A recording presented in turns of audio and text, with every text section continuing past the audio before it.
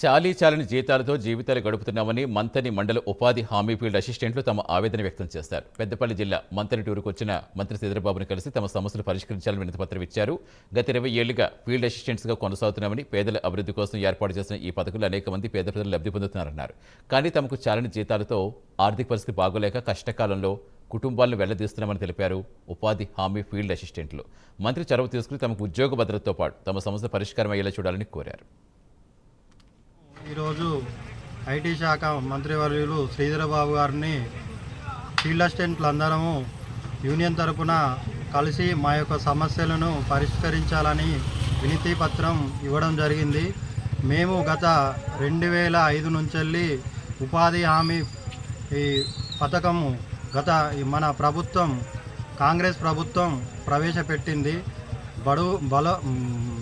బడుగు బలహీన వర్గాలకు ఉపాధి దొరకాలని చెప్పి ఆ రోజు ప్రతి పేదవాడు కడుపు నిండా అన్నం తినాలని చెప్పి ఈ పథకం ఆవిర్భవించడమైనది. 20 సంవత్సరాల నుంచి ఈ పథకం కొనసాగుతుంది.